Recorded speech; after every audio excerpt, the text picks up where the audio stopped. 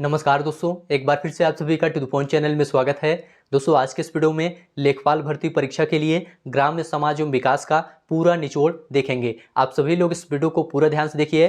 इस वीडियो में previous year exam में पूछे गए प्रश्नों को देखेंगे, टॉप 120 प्रश्नों को देखेंगे जो ग्राम्य समाज एवं विकास से संबंधित हैं और लेखपाल भर्ती परीक्षा में पूछे जा चुके हैं। तो आप सभी लोग इस वीडियो को पूरा ध्यान से देखिए, यह आपके एग्जाम के लिए काफी ज्यादा इंपॉर्टेंट है। चलिए शुरू करते हैं। पहला प्रश्न आपके सामने है। प्रश्न है दोस्तों, भारत में रजत क्रांति किससे संबंधित है?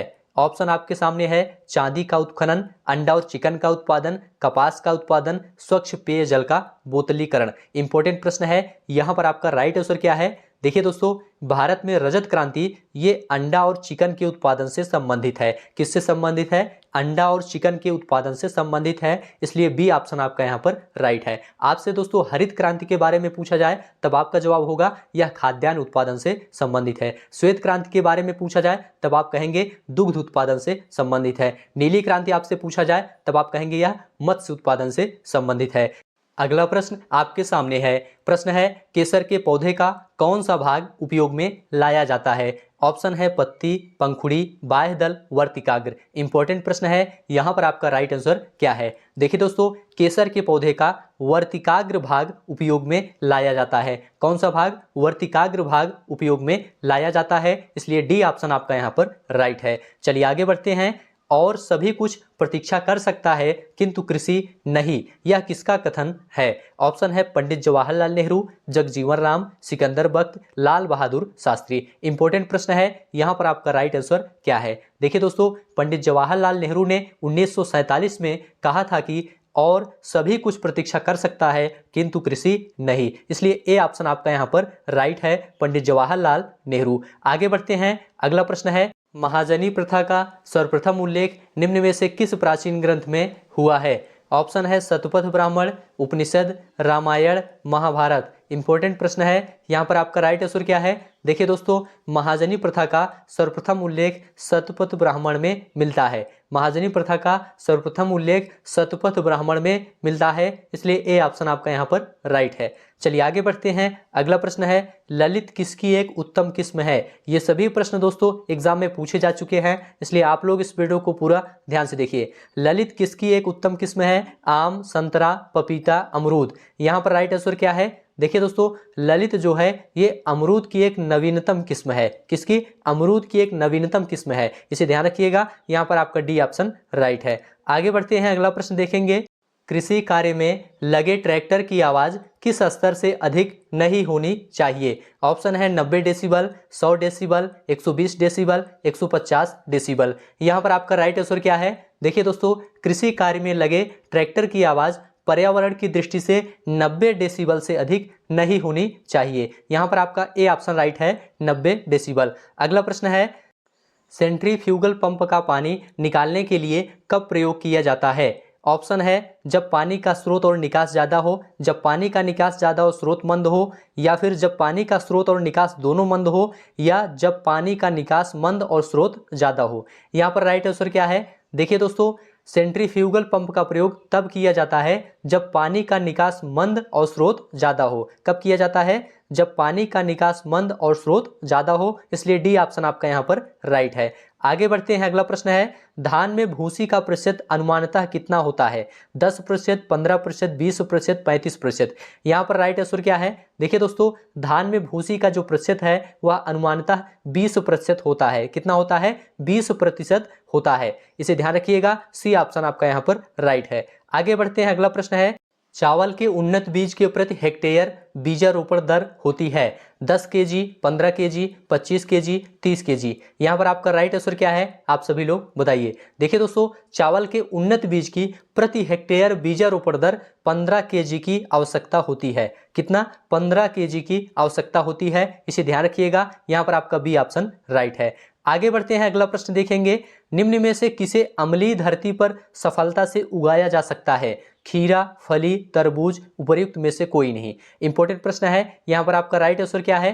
देखिए दोस्तों, तरबूज तरबूज जो है इसे अम्लीय धरती पर सफलता से उगाया जा सकता है, इसलिए सी ऑप्शन आपका यहाँ पर राइट है। देखिए दोस्तों, इस खेती के लिए मिट्टी का जो पीएच मान होता है वह 5.5 से 7 तक होना चाहिए, पीएच मान। ठीक है, उसी मिट्टी पर यह तरबूज उगता है। चलिए आगे बढ़ते हैं। अगला प्रश्न है, पूसा रसराज किसकी उन्नत किस्म है?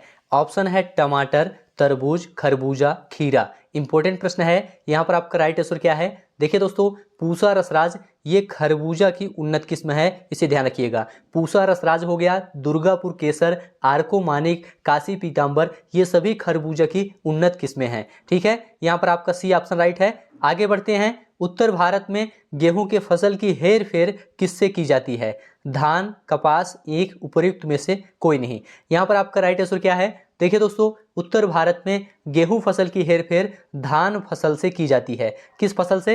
धान फसल से की जाती है, इसे ध्यान रखिएगा। गेहूं की बात करते हैं। गेहूं दोस्तों रबी की फसल है, जिसकी बुआई सामान्यतः अक्टूबर नवंबर में होती है और इसकी कटाई दोस्तों मार्च अप्रैल में होती है। धान की बात करते हैं। धान खरीफ की फसल है, इसकी बुआई दोस्तों मई जून में होती है और कटाई अक्टूबर नवंबर में होती है। इसीलिए धान और गेहूं की फसलों का हेरफेर भी किया जाता है, इसलिए आपका यहाँ पर ए ऑप्शन राइट है। आगे बढ़ते हैं। एक हार्स पावर बराबर होता है, एक हार्स पावर किसके बराबर होता है? 700 वाट के, 746 वाट के, 750 वाट या 800 वाट। इंपॉर्टेंट प्रश्न है, यहां पर आपका राइट आंसर है दोस्तों, एक हार्स पावर 746 वाट के बराबर होता है। 746 वाट के बराबर होता है, इसलिए बी ऑप्शन आपका यहां पर राइट है। ये सभी प्रश्न पूछे गए हैं एग्जाम में, आप लोग पूरा वीडियो ध्यान से देखते हुए चलिए, ये सभी प्रश्न काफी ज्यादा इंपॉर्टेंट है। कूड़े से हरित ऊर्जा निर्माण में कौन कौन से राज्य अग्रणी हैं? ऑप्शन है उत्तर प्रदेश और पंजाब, महाराष्ट्र और पंजाब, झारखंड और उत्तराखंड, गुजरात और मध्य प्रदेश।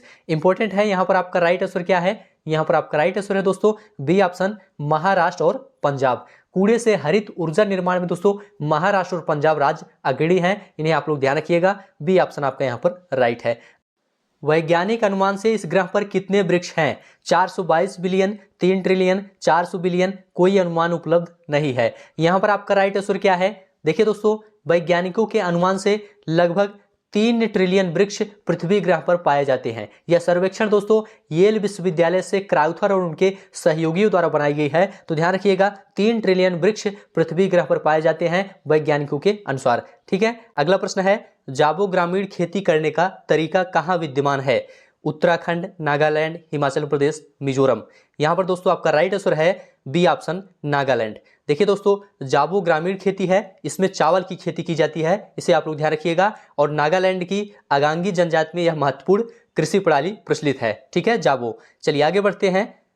किसान चैनल का प्रधानमंत्री द्वारा कब उद्घाटन किया गया? ऑप्शन है अभी चालू नहीं हुआ है, 1 मई 2015, 26 मई 2015, 15 अगस्त 2015। यहाँ पर राइट आंसर क्या है? देखिए दोस्तों, डीडी किसान चैनल का आरंभ भारत के वर्तमान प्रधानमंत्री नरेंद्र मोदी द्वारा 26 मई 2015 को किया गया। इसका प्रमुख उद्देश्य है दोस्तों कृषि संबंधी क्षेत्रों में जैसे कि नई तकनीक का प्रसार करना, पानी के संरक्षण व जैविक खेती जैसे विषयों की जानकारी को कृषकों तक पहुंचाना, मतलब किसानों तक पहुंचाना। तो 26 मई 2015 को शुरू किया गया था, इसका उद्घाटन किया गया था प्रधानमंत्री द्वारा। ठीक है, सी ऑप्शन आपका यहाँ पर राइट है। आगे बढ़ते हैं।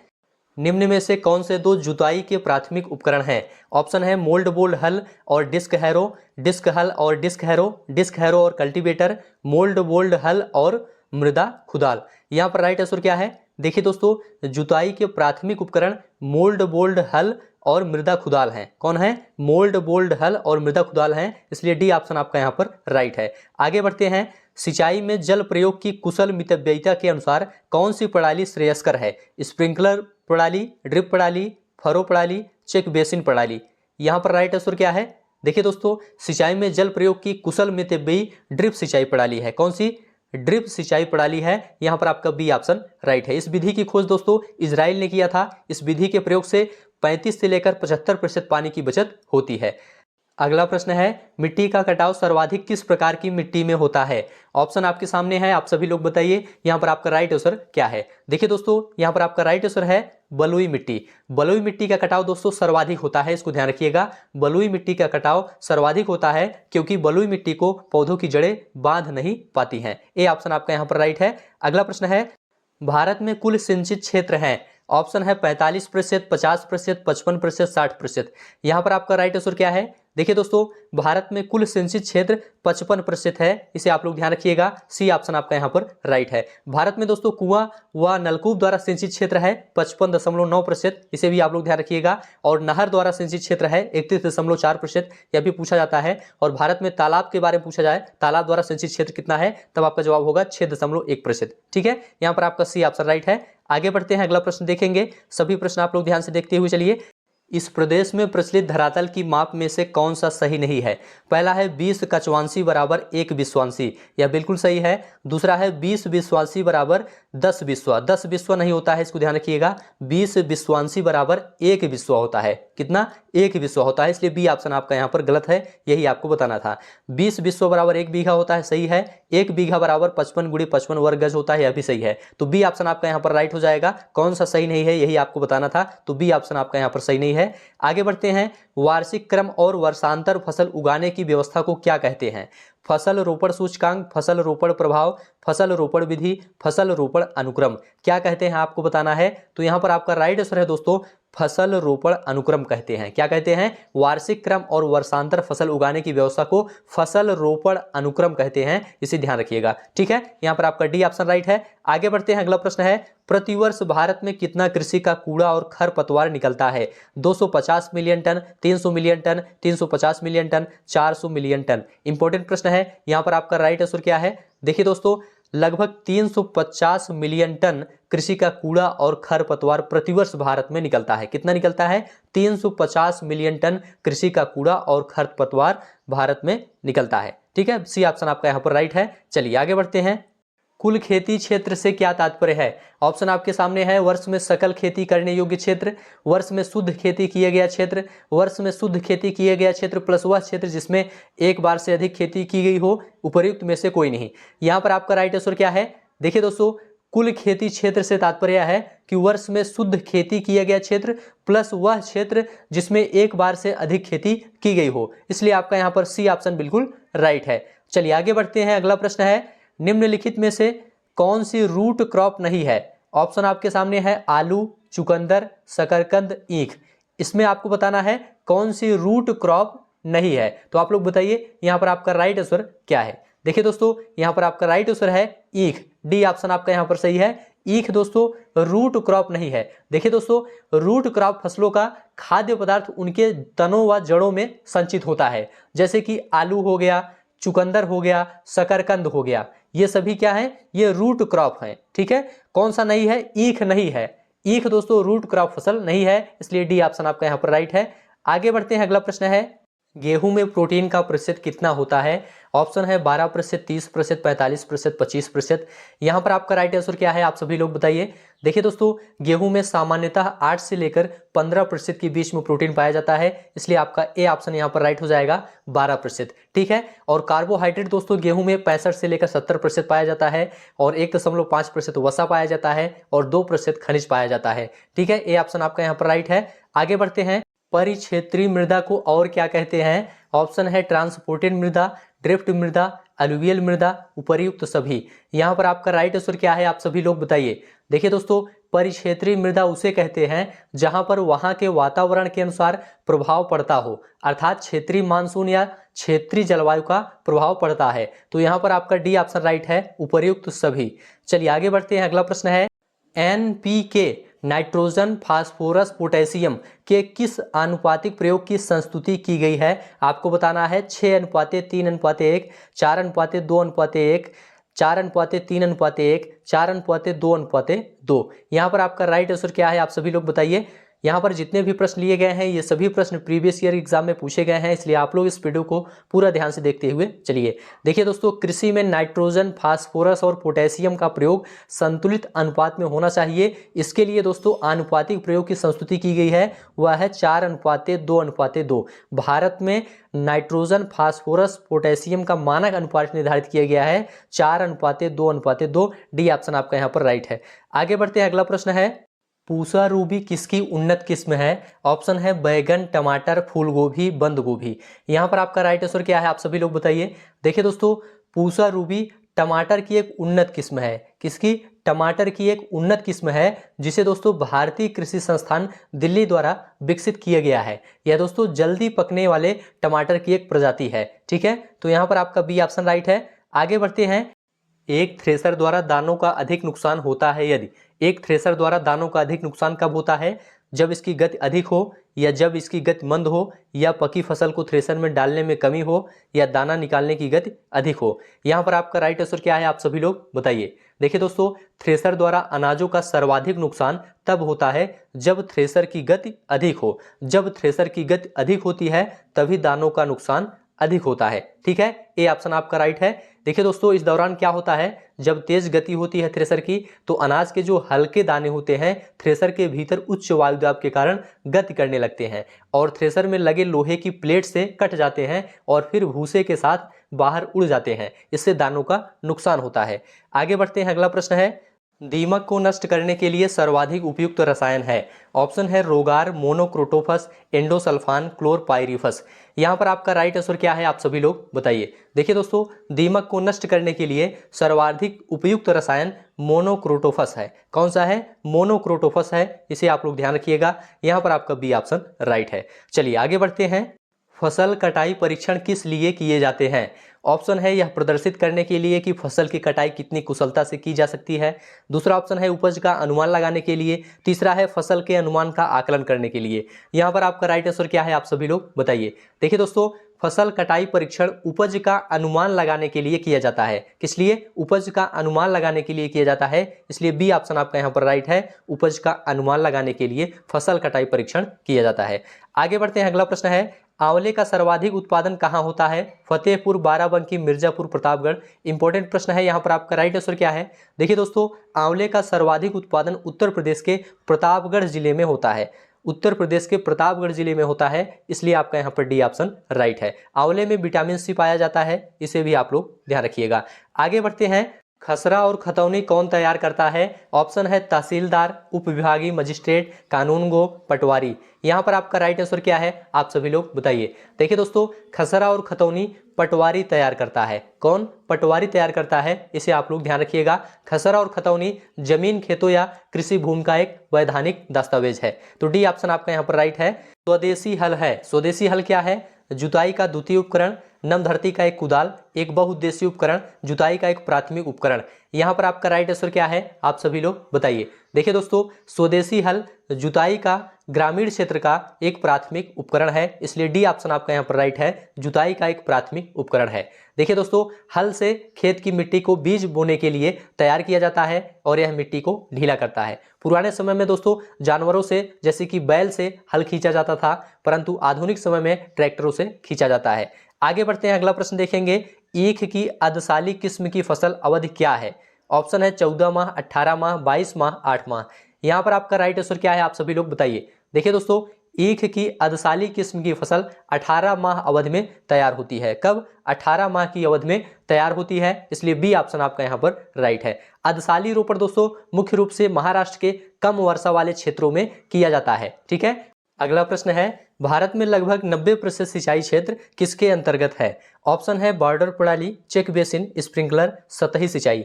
यहाँ पर आपका राइट आंसर क्या है? देखिए दोस्तों, भारत में लगभग 90% क्षेत्र पर सिंचाई सतही सिंचाई द्वारा किया जाता है। सतही सिंचाई द्वारा किया जाता है, इसलिए डी ऑप्शन आपका यहाँ पर राइट है। सतही सिंचाई से आशय भूजल द्वारा सिंचाई से है, इसे आप लोग ध्यान रखिएगा। चलिए आगे बढ़ते हैं। अगला प्रश्न देखेंगे। सभी प्रश्न आप लोग ध्यान से देखते हुए चलिए। निम्नलिखित में से कौन सा वृक्षीय सब्जी है? ऑप्शन है बसेला, मेथी, करी पत्ता, भारतीय पालक। यहाँ पर आपका राइट आंसर क्या है? देखिए दोस्तों, करी पत्ता जो है ये एक वृक्षीय पौधा है। यहाँ पर आपका सी ऑप्शन राइट है। करी पत्ता वृक्षीय पौधा है। करी पत्ता को दोस्तों मीठी नीम भी कहते हैं, यह भी ध्यान रखिएगा। मीठी नीम भी कहा जाता है। करी पत्ता का इस्तेमाल मसाले के रूप में किया जाता है। करी पत्ता दोस्तों मधुमेह रोग के लिए लाभदायक भी होता है, यह भी आप लोग ध्यान रखिएगा। तो यहाँ पर आपका सी ऑप्शन राइट है। आगे बढ़ते हैं। तेज हवा की गति कितनी होती है? ऑप्शन है 20 मील प्रति घंटा, 30 मील प्रति घंटा, 40 मील प्रति घंटा, 15 मील प्रति घंटा। यहाँ पर आपका राइट आंसर क्या है? देखिए दोस्तों, तेज हवा की गति 25 से लेकर 30 मील प्रति घंटा होती है, इसलिए आपका यहाँ पर बी ऑप्शन राइट है, 30 मील प्रति घंटा। ठीक है। चलिए आगे बढ़ते हैं। भारत में कुल कितने गाँव हैं? ऑप्शन है 5,97,464, 5,77,698, 6,40,930 या उपयुक्त में से कोई नहीं। यहाँ पर आपका राइट आंसर क्या है? देखिए दोस्तों, जनगणना 2011 के अनुसार भारत में कुल गांवों की संख्या 6,40,930 है, 6,40,930 है, इसलिए सी ऑप्शन आपका यहाँ पर राइट है। आगे बढ़ते हैं, भारत में कितने प्रतिशत ग्रामीण घरों को बिजली सुलभ है? ऑप्शन है 52%, 60%, 90%, इनमें से कोई नहीं।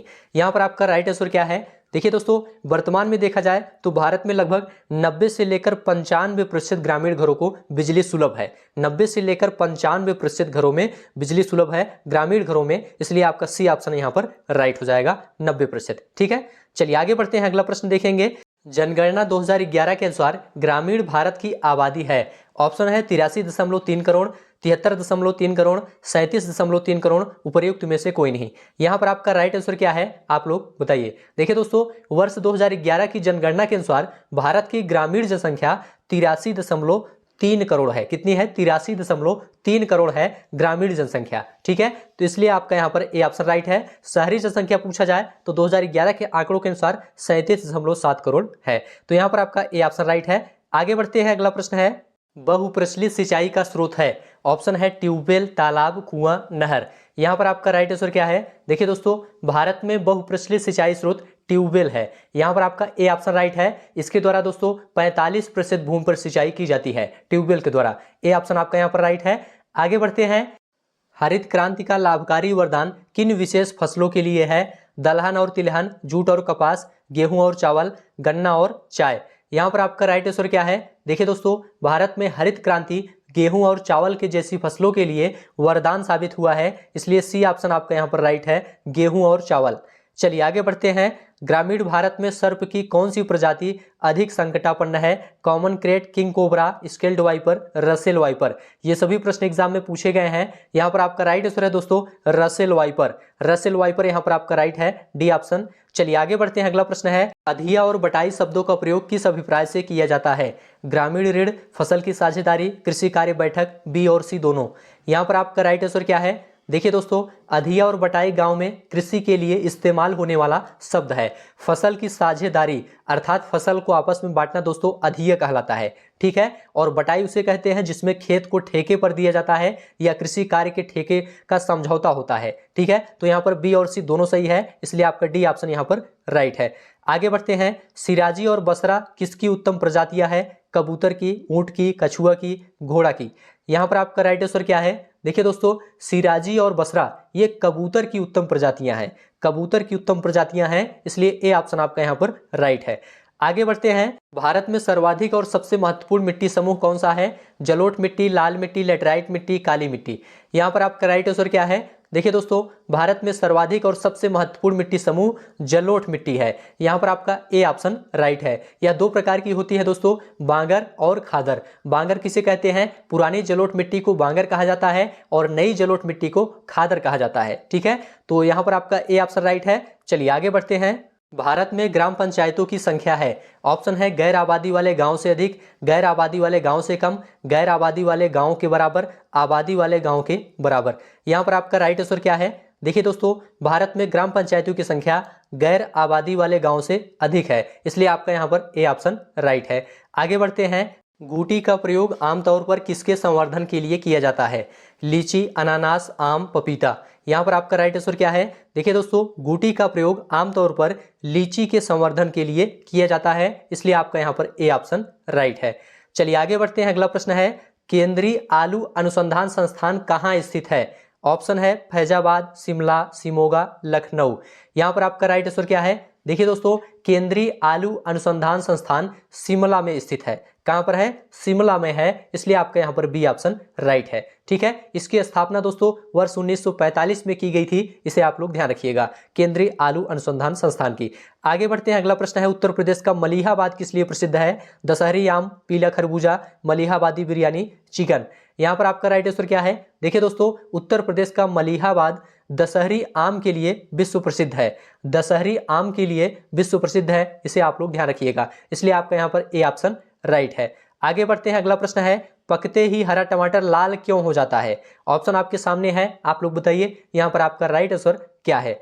ऑप्शन है पानी के अनुपाती परिवर्तन के कारण, पकते समय तापमान में परिवर्तन के कारण, क्लोरोप्लास्ट के क्रोमोप्लास्ट में बदलने के कारण, या उपयुक्त में से कोई नहीं। यहां पर आपका राइट आंसर क्या है? देखिए दोस्तों, यहां पर आपका राइट आंसर है क्लोरोप्लास्ट के क्रोमोप्लास्ट में बदलने के कारण। सी ऑप्शन आपका यहां पर राइट है। अगला प्रश्न है, यदि दूध से क्रीम को अलग कर लिया जाए तो दूध का घनत्व क्या होगा? बढ़ जाता है या वही रहता है? पहले कम होता है फिर बढ़ जाता है, कम हो जाता है? यहाँ पर आपका राइट आंसर क्या है? आप सभी लोग बताइए। देखिए दोस्तों, दूध से क्रीम को अलग कर लिया जाए तो दूध का घनत्व बढ़ जाता है। क्या होता है? बढ़ जाता है, इसलिए ए ऑप्शन आपका यहाँ पर राइट है। आगे बढ़ते हैं, पीत क्रांति किससे संबंधित है? ऑप्शन है दुग्ध उत्पादन से, तिलहन उत्पादन से, मछली उत्पादन से, खाद्यान्न उत्पादन से। यहाँ पर आपका राइट आंसर क्या है? देखिए दोस्तों, पीत क्रांति ये तिलहन उत्पादन से संबंधित है, इसलिए बी ऑप्शन आपका यहाँ पर राइट है। श्वेत क्रांति की बात करते हैं, श्वेत क्रांति दोस्तों दुग्ध उत्पादन से संबंधित है। नीली क्रांति के बारे में पूछा जाए, नीली क्रांति दोस्तों मछली उत्पादन से संबंधित है। और हरित क्रांति पूछा जाए तो हरित क्रांति खाद्यान्न उत्पादन से संबंधित है। यहाँ पर आपका बी ऑप्शन राइट है। लहसुन की तीव्र गंध का कारण है? ऑप्शन है क्लोरो यौगिक, अम्लीय यौगिक, गंधक यौगिक, उपर्युक्त में से कोई नहीं। यहाँ पर आपका राइट आंसर क्या है? देखिए दोस्तों, लहसुन प्याज आदि में तीव्र गंध का कारण उसमें गंधक का पाया जाना है, गंधक यौगिक का पाया जाना है, इसलिए आपका यहाँ पर सी ऑप्शन राइट है। आगे बढ़ते हैं, अगला प्रश्न देखेंगे, टपका किस फसल का अंतिम चरण होता है? टपका किस फसल का अंतिम चरण होता है? आम, अमरूद, अनानास, नींबू। यहाँ पर राइट आंसर क्या है? देखिए दोस्तों, टपका आम की फसल का अंतिम चरण है। क्या होता है? आम की फसल का अंतिम चरण होता है। जब आम पकने पर टपक जाता है तो उसे टपका या फिर सीकर कहते हैं। अगला प्रश्न है, कच्चे फलों को पकाने के लिए कौन सी गैस प्रयोग की जाती है? ऑप्शन है nitrogen, carbon dioxide, hydrogen, ethene.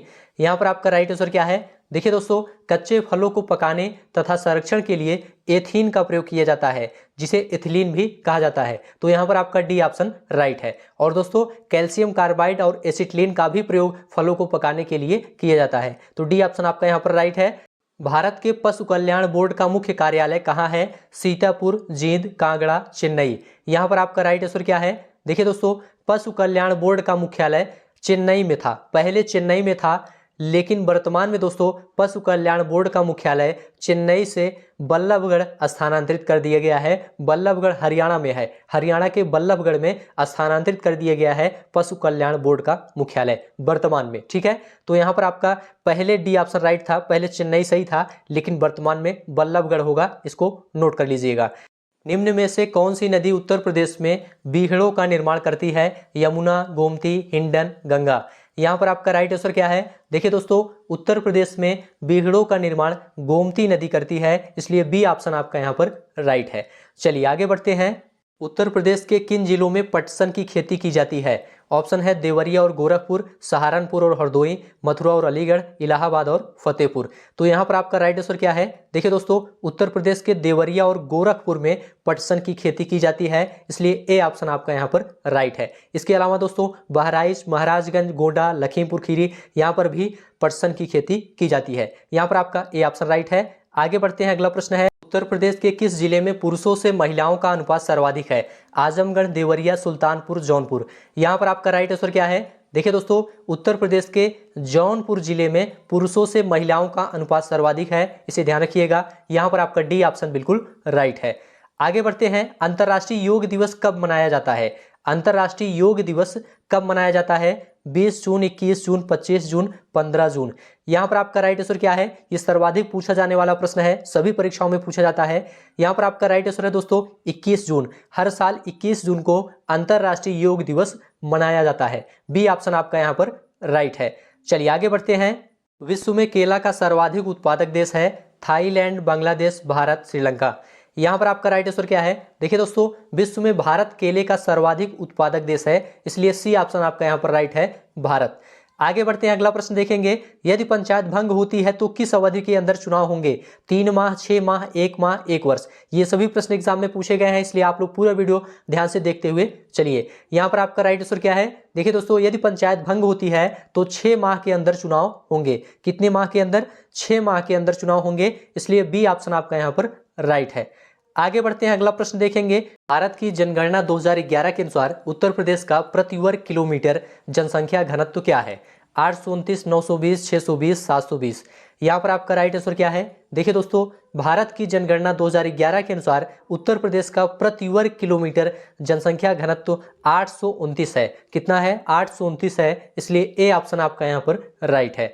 आगे बढ़ते हैं, उत्तर प्रदेश में कुल कितने मंडल हैं? 27, 32, 18, 23। ये सभी प्रश्न एग्जाम में पूछे गए हैं। यहाँ पर आपका राइट आंसर है दोस्तों सी ऑप्शन 18। उत्तर प्रदेश में कुल 18 मंडल हैं, इसे आप लोग ध्यान रखिएगा। आगे बढ़ते हैं, अगला प्रश्न है, सामाजिक वानिकी कार्यक्रम का उद्देश्य निम्नलिखित सभी क्षेत्रों में बड़े पैमाने पर वृक्षारोपण है सिवाय फसल के लिए अनुपयुक्त सार्वजनिक भूमि पर। दूसरा ऑप्शन है नगरीय औद्योगिक संपदाओं में। तीसरा है सड़कों एवं रेल पटरियों के साथ साथ। चौथा है निम्नलिखित वन आरक्षित क्षेत्रों में। यहाँ पर आपका राइट आंसर क्या है? देखिए दोस्तों, सामाजिक वानिकी कार्यक्रम का उद्देश्य निम्नलिखित सभी क्षेत्रों में बड़े पैमाने पर वृक्षारोपण है सिवाय नगरीय औद्योगिक संपदाओं में। यहाँ पर आपका बी ऑप्शन राइट है। नगरीय औद्योगिक संपदाओं में इसके अंतर्गत वृक्षारोपण का प्रावधान नहीं है। किसके अंतर्गत? सामाजिक वानिकी कार्यक्रम के अंतर्गत। ठीक है, इसलिए आपका बी ऑप्शन यहाँ पर राइट है। आगे बढ़ते हैं, क्षेत्रफल की दृष्टि से उत्तर प्रदेश का भारत के राज्यों में कौन सा स्थान है? चौथा, पांचवा, दूसरा, तीसरा। यहाँ पर आपका राइट आंसर क्या है? देखिए दोस्तों, क्षेत्रफल की दृष्टि से उत्तर प्रदेश का भारत के राज्यों में चौथा स्थान है, इसलिए ए ऑप्शन यहाँ पर आपका राइट है। पहला स्थान राजस्थान का है, दूसरा मध्य प्रदेश है, तीसरा महाराष्ट्र है, चौथा स्थान है उत्तर प्रदेश का। ठीक है, और जनसंख्या की दृष्टि से देखा जाए तो उत्तर प्रदेश सबसे बड़ा राज्य है। यहाँ पर आपका ए ऑप्शन राइट है। उत्तर प्रदेश में प्रमुख रेल इंजन संयंत्र कहाँ पर स्थित है? अलीगढ़ क्षेत्र, फतेहपुर क्षेत्र, मुगलसराय क्षेत्र, कानपुर क्षेत्र। यहाँ पर आपका राइट आंसर क्या है? देखिए दोस्तों, उत्तर प्रदेश में प्रमुख रेल इंजन संयंत्र मुगलसराय क्षेत्र में स्थित है, इसलिए सी ऑप्शन आपका यहाँ पर राइट है। आगे बढ़ते हैं, अगला प्रश्न है, एक ग्राम पंचायत में महिलाओं के लिए कितने प्रतिशत पद आरक्षित होने चाहिए? 33%, 50%, 10%, 20%। यहाँ पर आपका राइट आंसर क्या है? आप सभी लोग बताइए। देखिए दोस्तों, एक ग्राम पंचायत में महिलाओं के लिए 33% पद आरक्षित होने चाहिए। 33% पद आरक्षित होने चाहिए, इसलिए ए ऑप्शन आपका यहाँ पर राइट है। आगे बढ़ते हैं, अगला प्रश्न है, मध्य भारत में 1 बीघा कितने हेक्टेयर के बराबर होता है? ऑप्शन आपके सामने है, आप सभी लोग बताइए यहाँ पर आपका राइट आंसर क्या है। देखिए दोस्तों, मध्य भारत में 1 बीघा 0.2529 हेक्टेयर के बराबर होता है। अगला प्रश्न है, कौन से शास्त्रीय नृत्य रूप का उत्तर प्रदेश में उद्भव हुआ है? कुचिपुड़ी, घूमर, कथक, भरतनाट्यम। यहाँ पर आपका राइट आंसर क्या है? देखिए दोस्तों, यहाँ पर आपका राइट आंसर है कथक। सी ऑप्शन आपका यहाँ पर राइट है। कथक नृत्य दोस्तों ये उत्तर प्रदेश से संबंधित है, इसे आप लोग ध्यान रखिएगा। बात करेंगे कुचिपुड़ी की, कुचिपुड़ी नृत्य दोस्तों आंध्र प्रदेश का है, और घूमर नृत्य दोस्तों राजस्थान का है। भरतनाट्यम दोस्तों ये तमिलनाडु का है। ठीक है, यहाँ पर आपका सी ऑप्शन राइट है। आगे बढ़ते हैं, जमाबंदी से क्या तात्पर्य है?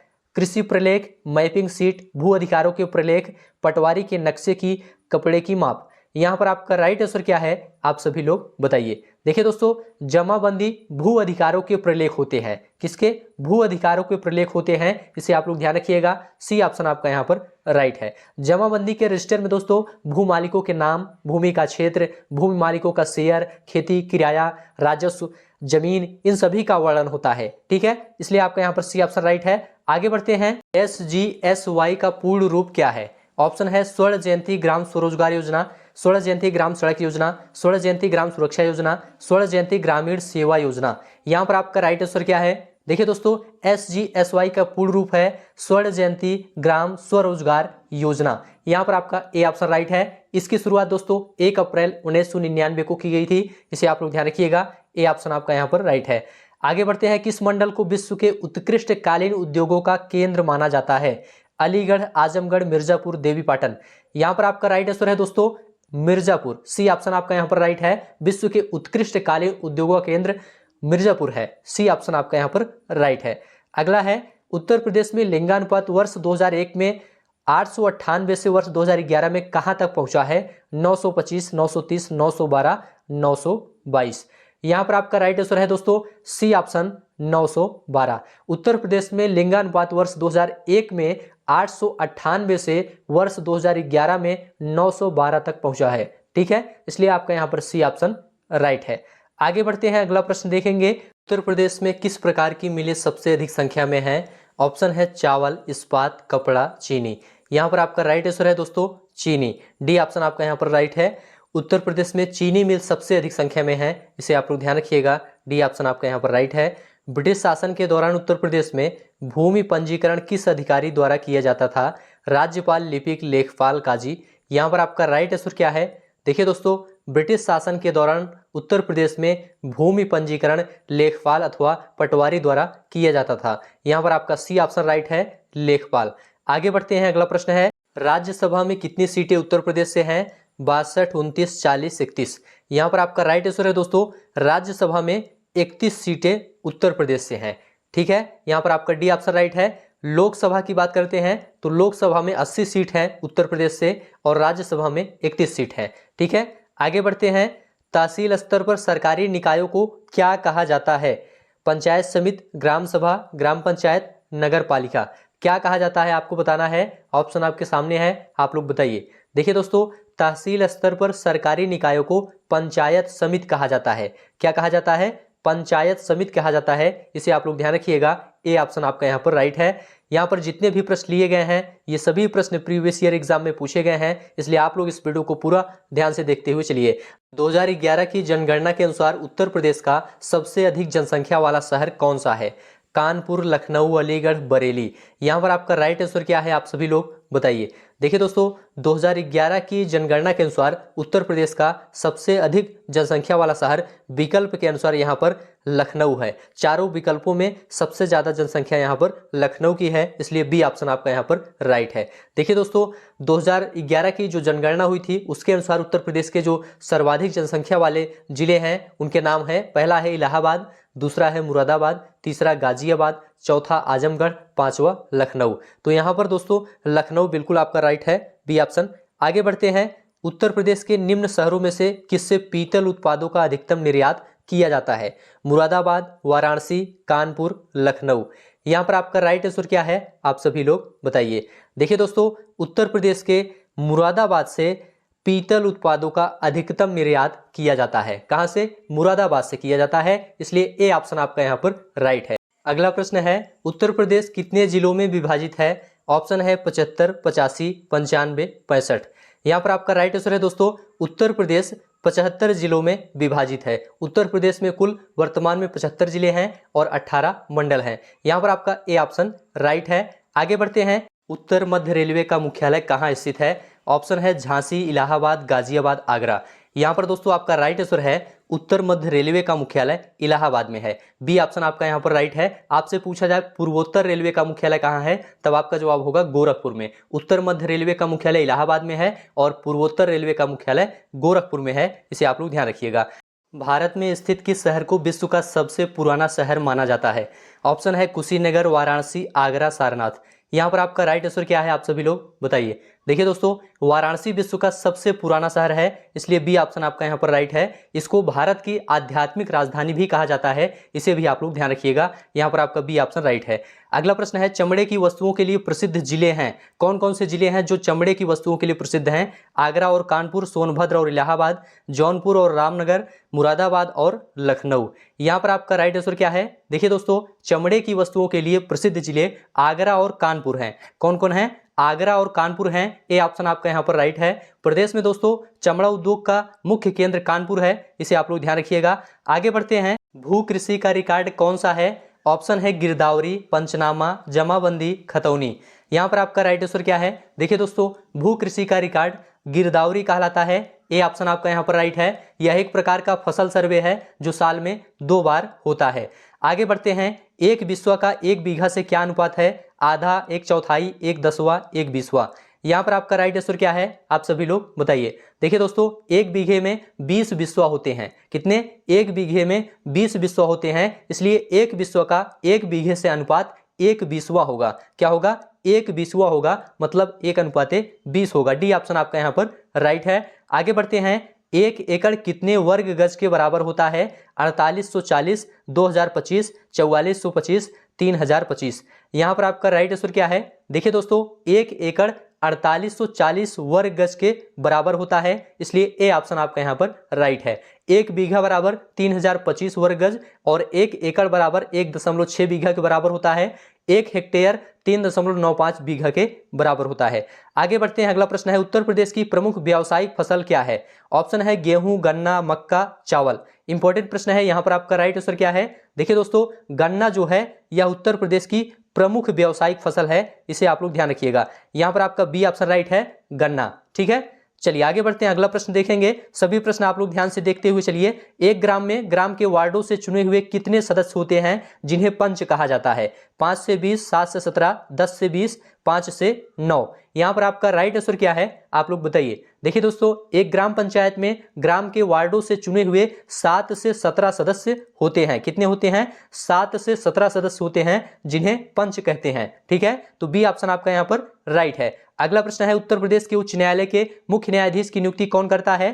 प्रधानमंत्री, भारत का राष्ट्रपति, सर्वोच्च न्यायालय का मुख्य न्यायाधीश, राज्यपाल। यहां पर आपका राइट आंसर क्या है? देखिए दोस्तों, उत्तर प्रदेश के उच्च न्यायालय के मुख्य न्यायाधीश की नियुक्ति भारत का राष्ट्रपति करता है, इसे आप लोग ध्यान रखिएगा। यहां पर आपका बी ऑप्शन राइट है।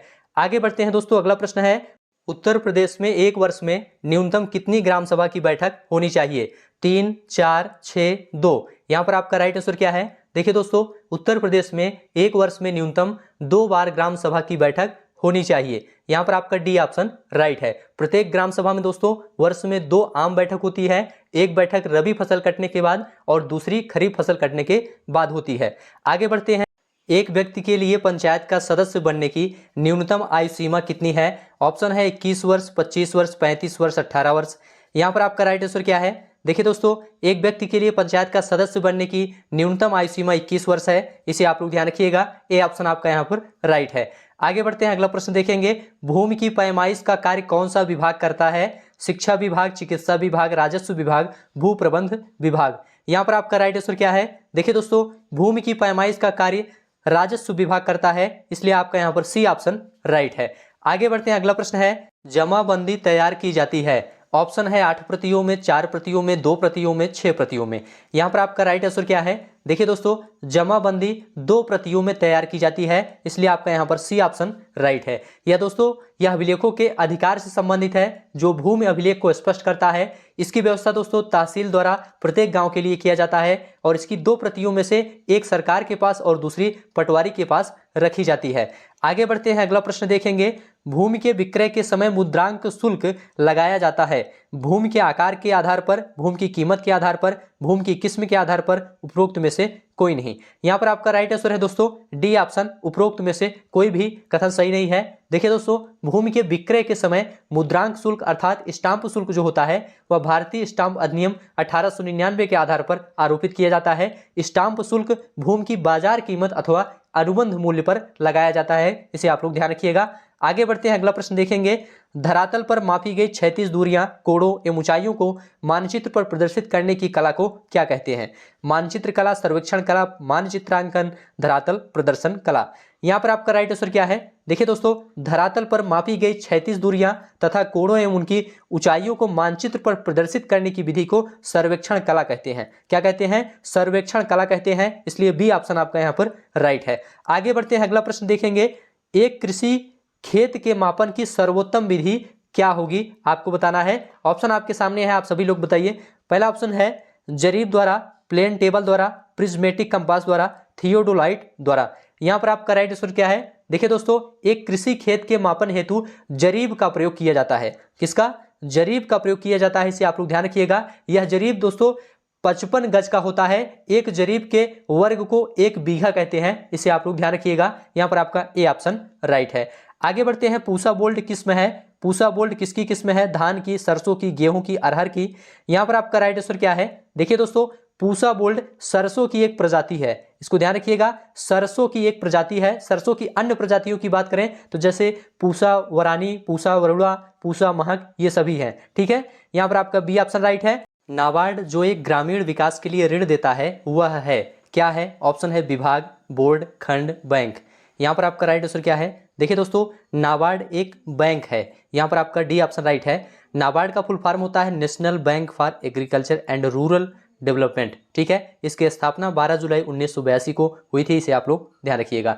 आगे बढ़ते हैं, देश का प्रथम राज्य कृषि विद्यालय है? ऑप्शन है लुधियाना, पंतनगर, हिसार, जबलपुर। यहाँ पर आपका राइट आंसर क्या है? देखिए दोस्तों, देश का प्रथम राज्य कृषि विश्वविद्यालय पंतनगर उत्तराखंड में स्थित है। कहाँ पर? पंतनगर उत्तराखंड में स्थित है। 17 नवंबर 1960 को इसकी स्थापना की गई थी, इसे आप लोग ध्यान रखिएगा।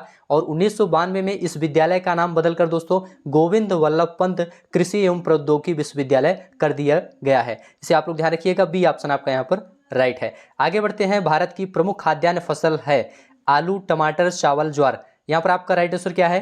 देखिए दोस्तों, भारत की प्रमुख खाद्यान्न फसल चावल है। क्या है? चावल है। यहाँ पर आपका सी ऑप्शन राइट है, इसे आप लोग ध्यान रखिएगा। अगला प्रश्न है, सबसे अधिक प्रोटीन पाया जाता है? ऑप्शन है अरहर में, सोयाबीन में, गेहूं में, उर्द में। यहाँ पर आपका राइट आंसर क्या है? देखिए दोस्तों, सबसे अधिक प्रोटीन सोयाबीन में पाया जाता है, इसलिए बी ऑप्शन आपका यहाँ पर राइट है। चलिए आगे बढ़ते हैं, अगला प्रश्न देखेंगे। सभी प्रश्न ध्यान से देखते हुए चलिए। देश का प्रथम कृषि विज्ञान केंद्र है? ऑप्शन है पंतनगर, कानपुर, लुधियाना, पुदुचेरी। यहाँ पर आपका राइट आंसर क्या है? देखिए दोस्तों, देश का प्रथम कृषि विज्ञान केंद्र पुदुचेरी में है। यहाँ पर आपका डी ऑप्शन राइट है। प्रथम कृषि विज्ञान केंद्र की स्थापना 1974 में की गई थी, इसे भी आप लोग ध्यान रखिएगा। आगे बढ़ते हैं, अगला प्रश्न है, खरीफ ऋतु की फसलें हैं कौन कौन है? चना, मटर, मसूर, या ज्वार, बाजरा, ढैंचा, आलू, सरसों, फूल गोभी, उपर्युक्त में से कोई नहीं। यहाँ पर आपका राइट आंसर क्या है? देखिए दोस्तों, ज्वार, बाजरा, ढैंचा ये सभी खरीफ की फसल के अंतर्गत आते हैं, इसलिए आपका यहाँ पर बी ऑप्शन राइट है। खरीफ की फसलें जून जुलाई के मध्य में बोई जाती हैं और अक्टूबर नवंबर के मध्य काट ली जाती हैं, इसे भी ध्यान रखिएगा। धान के लिए सर्वाधिक उपजाऊ भूमि कौन सी है? ऑप्शन है दोमट, बलुई, काली, जलोढ़। यहाँ पर आपका राइट आंसर क्या है? देखिए दोस्तों, धान के लिए सर्वाधिक उपजाऊ भूमि दोमट है। दोमट मिट्टी जो होती है वह धान के लिए सर्वाधिक उपजाऊ होती है, इसलिए ए ऑप्शन आपका यहाँ पर राइट है। बलुई मिट्टी की बात करते हैं, बलुई मिट्टी में खीरा, ककड़ी, तरबूज इत्यादि की पैदावार सर्वाधिक होती है। और दोस्तों, काली मिट्टी की बात करते हैं तो कपास के लिए काली मिट्टी को अच्छा माना जाता है। जलोढ़ मिट्टी की बात करते हैं, जलोढ़ मिट्टी में धान, गेहूं, गन्ना तथा दलहन तिलहन के लिए उपयुक्त माना जाता है। ठीक है, जलोढ़ मिट्टी को। तो यहाँ पर आपका ए ऑप्शन राइट है। आगे बढ़ते हैं। स्वच्छ भारत अभियान का लोगो है? ऑप्शन है दौड़ता हुआ शेर, झाड़ू, चश्मा, सिर पर मैला धोती, महिला। यहाँ पर आपका राइट आंसर क्या है? देखिए दोस्तों, स्वच्छ भारत अभियान का लोगो चश्मा है, इसे आप लोग ध्यान रखिएगा। यहाँ पर आपका सी ऑप्शन राइट है। अगला प्रश्न है, किसान दिवस मनाया जाता है? किसान दिवस कब मनाया जाता है? 19 नवंबर, 23 नवंबर, 11 दिसंबर, 23 दिसंबर। यहाँ पर आपका राइट आंसर क्या है? देखिए दोस्तों, किसान दिवस 23 दिसंबर को मनाया जाता है, इसलिए आपका यहाँ पर डी ऑप्शन राइट है। तो इस प्रकार से दोस्तों आज का वीडियो यहाँ पर समाप्त होता है। ये सभी प्रश्न आपके लेखपाल भर्ती के लिए काफ़ी ज़्यादा इंपॉर्टेंट हैं। इस प्रकार के प्रश्न आपको एग्जाम में जरूर देखने को मिलेगा। वीडियो कैसा लगा आप लोग जरूर बताइए। अच्छा लगा है तो चैनल को सब्सक्राइब करिए। अभी के लिए बस इतना ही। वीडियो देखने के लिए आप सभी का बहुत बहुत धन्यवाद।